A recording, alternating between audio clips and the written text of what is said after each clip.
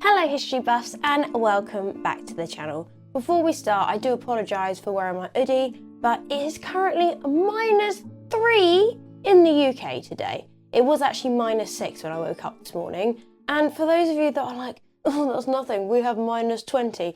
Okay, one of my friends is Canadian and she said that -3 in the UK is the same as like -29 in Canada. Okay, so don't even, we're not prepared for it. It's freezing. I will be doing it in my hoodie whether you like it or not. In today's video, we will delve into the first 14 years of Katherine Willoughby's life, a period that saw her rise from a noble child to a young woman poised on the edge of the Tudor court, from her aristocratic lineage to her early exposure to political intrigue. This is the story of Katherine Willoughby's early years, a tale of privilege, loss, and destiny. Katherine Willoughby was born on the 22nd of March 1519 at Parnham Old Hall near Framlingham in Suffolk. Her father, William Willoughby, 11th Baron Willoughby de Eresby, was a man of considerable wealth and influence. The Willoughbys traced their lineage back several centuries, and their estates in Lincolnshire were among the most extensive in the country. It is likely that Katherine was named after the Queen, Catherine of Aragon, and it is also probable that the Queen was her godmother. Catherine's mother, Maria de Salinas, was no less notable, a Spanish noblewoman who had come to England as a lady-in-waiting to Catherine of Aragon. I'm going to refer to Catherine of Aragon as Catalina from now on, just so we don't get her confused with today's person of interest, Katherine Willoughby. Maria was a close confidant of the Queen. If Maria did indeed come over with Catalina from Spain, which is very likely, then she would have been by Catalina's side during her marriage to Prince Arthur in 1501, Arthur's death in 1502, and again through the uncertain period of Catalina's life between 1502 to 1509, where neither England or Spain wanted her, and she would yet again see her mistress rise to become Queen of England when she wed King Henry VIII in 1509. In 1511, Maria de Salinas stood as godmother to Mary, Charles Brandon's second daughter by his second wife, Anne Brown. Now, I know his marriage to Anne Brown can be debated, but I just don't have time for Charles Brandon's shenanigans right now. So what I told you was true, from a certain point of view. Her marriage to William Willoughby in June 1516 was a prestigious union blending English and Spanish aristocracy. King Henry VIII attended the wedding of Maria and William, and the couple were given Grimsthorpe and other Lincolnshire manors that had previously been fortified to the crown. Catherine's father had the important duties of formally welcoming Infanta Catalina to England in November 1501, when she arrived to wed the then Prince of Wales, Arthur Tudor. He then escorting Arthur's sister, the Princess Margaret, to Scotland when she wed James IV. In July 1509, he was appointed Master of the Hart Hounds, and he would frequently join the young King Henry VIII on his campaigns against France. As thanks for his support and loyalty, William Willoughby made two good marriages. First to Mary, the sister of John, Lord Hussey, and then after her death to Maria de Salinas, a lady-in-waiting to Queen Catalina of Aragon. Maria was one of only two fellow Spaniards who Catalina brought over from Spain with her, and whose service she kept on upon her marriage to King Henry VIII. In 1514, the Spanish ambassador at the time complained to King Ferdinand that the women were more concerned over England's best interests than that of Spain's. He wrote, "The few Spaniards who are still in her household," he wrote, "prefer to be friends of the English, and neglect their duties as subjects of the King of Spain. The worst influence on the Queen is exercised by Donna Maria de Salinas, whom she loved more than any other mortal." It is possible that he exaggerated. However, what it does show is how close Maria and Catalina were. King Henry also named a ship the Mary Willoughby, something he would not have done if Maria and Catalina were not such good friends. It is often asserted that Catherine was an only child.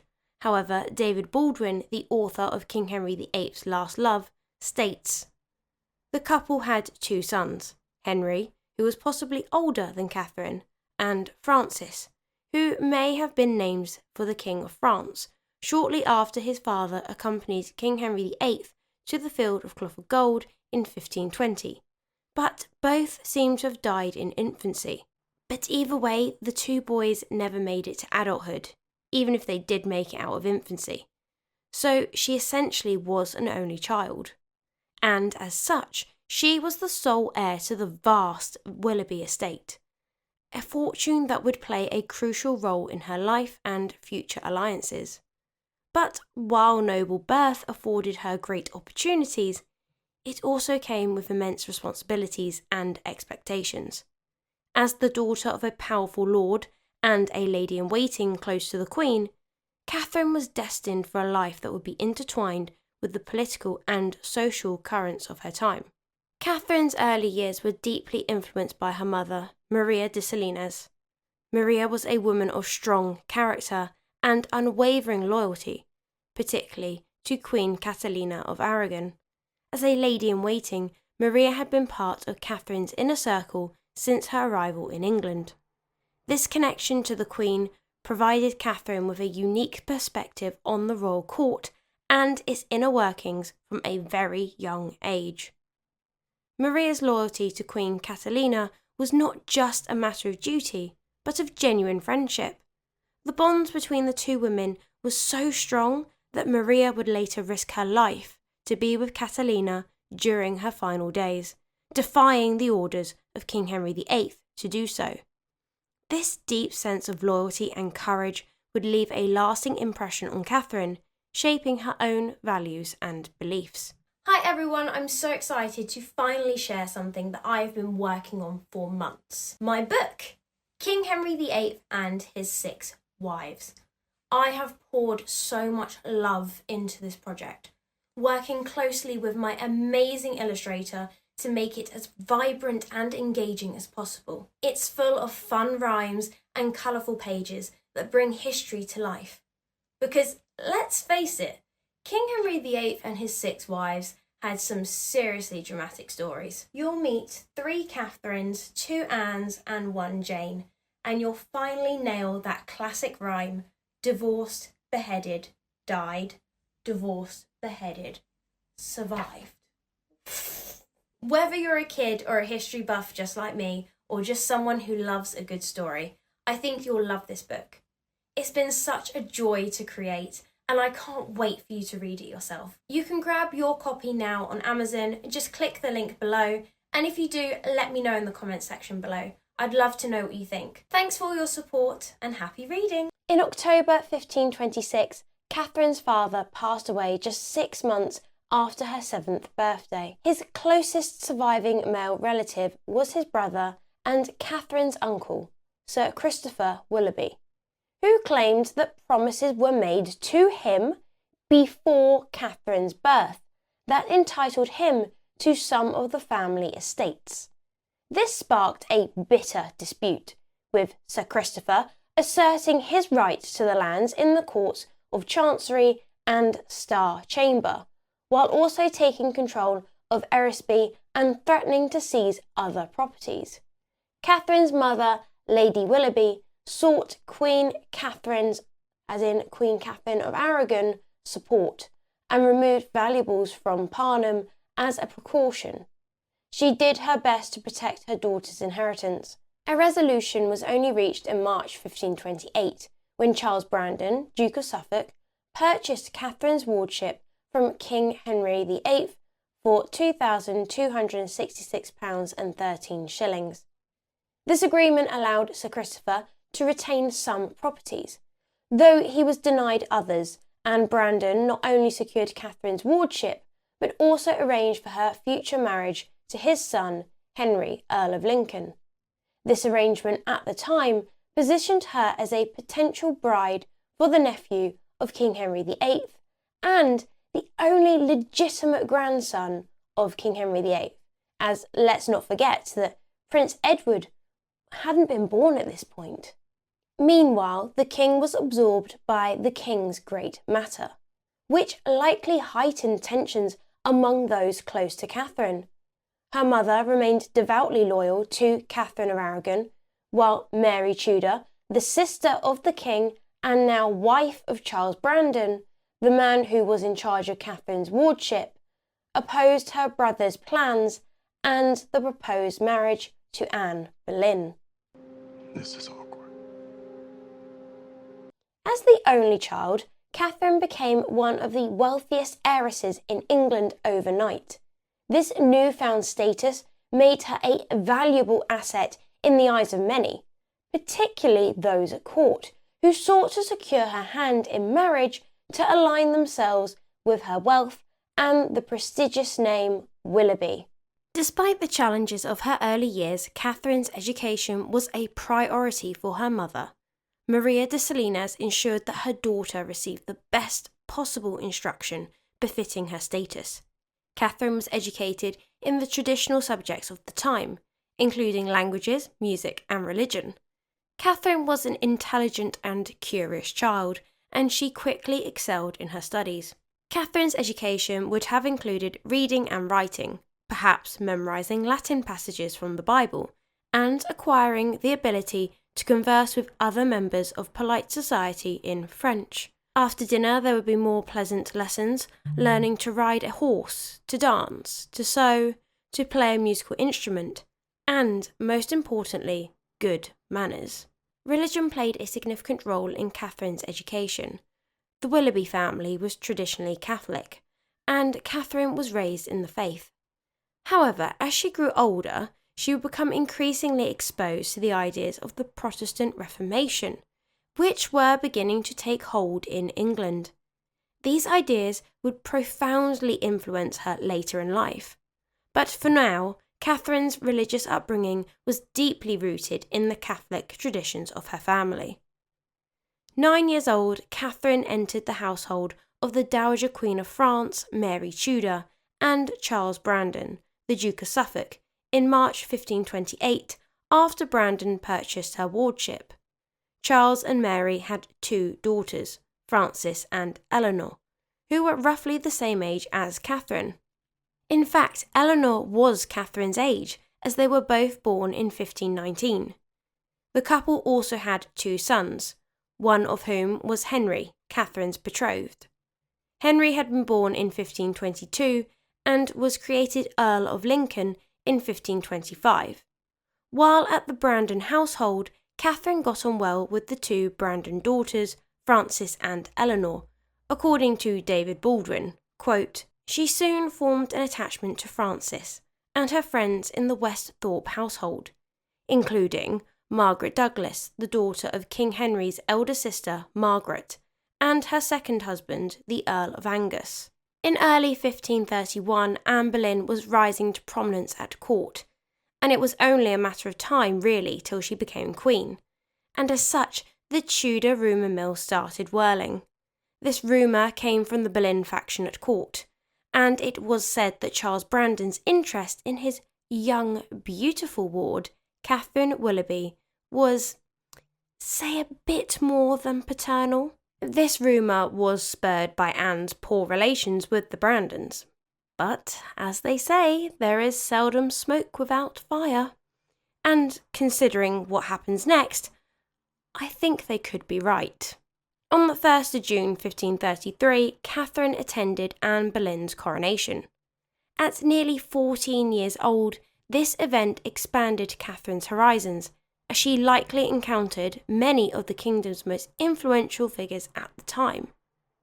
Mary Brandon, who had been unwell for some time, returned to Westhorpe almost immediately after the ceremony, while her husband remained in London, possibly to arrange the marriage of their eldest daughter, Frances, to Henry Grey, Marquess of Dorset. Catherine may have accompanied Mary, or stayed with Charles Brandon, but if she stayed with him, her time in London was cut short when word arrived that Mary's health was deteriorating. They rushed to East Anglia, but failed to reach her before she passed away on the 25th of June, 1533. Both Mary and Maria Willoughby had shared a strong dislike for Queen Anne, a sentiment Catherine likely held as well. I wish you could feel the love in this room. I still hate you. Hate makes you ugly. Oops, too late. On the 30th of July 1533, Catherine and her mother Maria were among the chief mourners at the funeral of Mary Tudor. The ceremony honoured Mary with the respect befitting a Dowager Queen of France and a prominent member of the English royal family. As custom dictated, her eldest daughter, Frances, served as chief mourner and was escorted to the chapel by her brother, the Earl of Lincoln, and her husband, the Marquess of Dorset. Following them were Eleanor Brandon and Catherine, alongside Anne, Lady Powys, and Mary, Lady Monteagle, Charles Brandon's daughters from his marriage to Anne Brown. After the service, the guests gathered in the monastery's great chamber for a lavish supper, arranged with great care and filled with delicacies. A select group of mourners kept vigil around the hearse that night, with 2 masses held early the next morning. After breakfast, the mourners, led by President, returned to the chapel for the requiem mass and the presentation of offerings. The ladies, Powys, Monteagle, Willoughby, Catherine and her mother, and Eleanor and Frances Brandon were given fine piles of cloth of gold, which they carried to the coffin, where the Garter King arranged them. The Abbot of St. Benet's delivered the sermon, bringing the service to a close. For Catherine, this solemn occasion must have been a poignant moment, as she likely admired Mary. It also marked her transition from childhood to adulthood, as she actively participated in this significant ceremony. Up to this point, Catherine had probably had few opportunities to meet King Henry VIII. Her first sighting of him might have been during this visit to the Suffolks in Oxfordshire in July 1532, or at Francis and Henry Grey's wedding. However, royal protocol kept him distant from both Queen Anne's coronation and his sister's funeral. Just months after Mary's death, Charles Brandon would remarry again, this time to his 14-year-old ward, Katherine Willoughby. You what? It is believed, thanks to Eustace Chapuis, that the couple were wed on the 7th of September 1533, just 10 weeks after Mary's death, and the same day that Anne Boleyn gave birth to Princess Elizabeth. When Chapuis wrote to inform Charles V that the Duke of Suffolk was to marry Lady Willoughby's daughter next Sunday, he remarks that, in contracting such a marriage, the Duke will no doubt please the ladies of the country, who, initiating his example, will no doubt take their revenge when accused of marrying again immediately after the death of their husbands, as they are in habit of doing. Brandon was one of Henry VIII's closest friends and confidants, a man of considerable power and influence.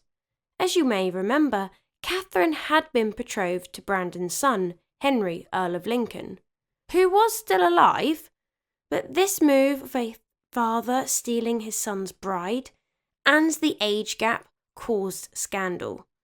But Henry, Earl of Lincoln, was ill, and if he had died, even after he had wed Catherine, all of her wealth would have reverted back to her.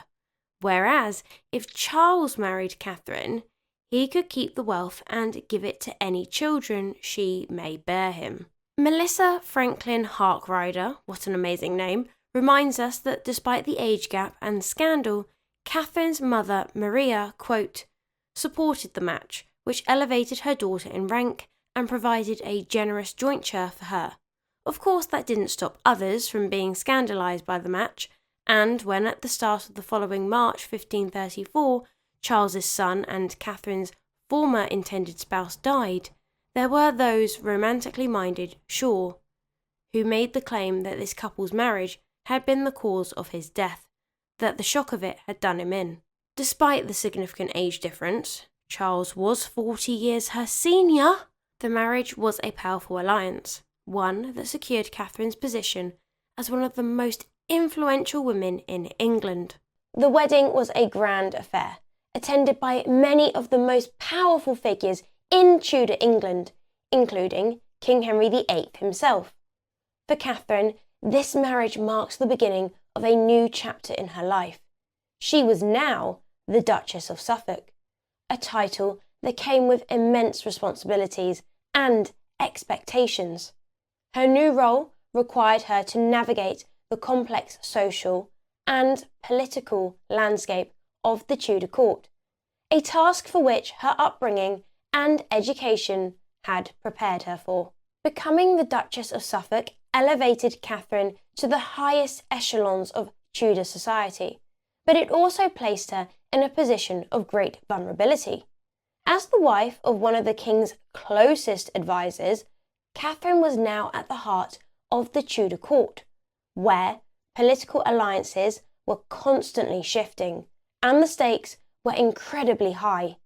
Her marriage to Charles Brandon was not just a union of convenience, but a partnership that would see Catherine rise to prominence as one of the most influential women of her time.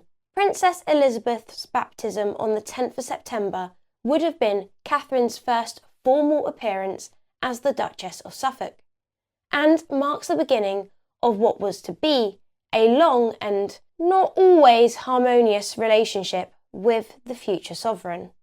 By the age of 14, Katherine Willoughby had already lived a life filled with privilege, loss, and immense responsibility. Her early years were shaped by the influence of her noble lineage, her mother's loyalty, and the harsh realities of Tudor politics. These experiences forged her into a strong, intelligent, and resilient young woman, ready to take on the challenges of her new role as Duchess of Suffolk. Thank you for joining me on this journey through the first 14 years of Katherine Willoughby's life. If you enjoyed this video, then please like, share, and subscribe for more in-depth explorations of history's most fascinating figures. Let me know in the comment section down below what other historical stories you'd like me to cover next. Until next time guys, have a wonderful day. Bye!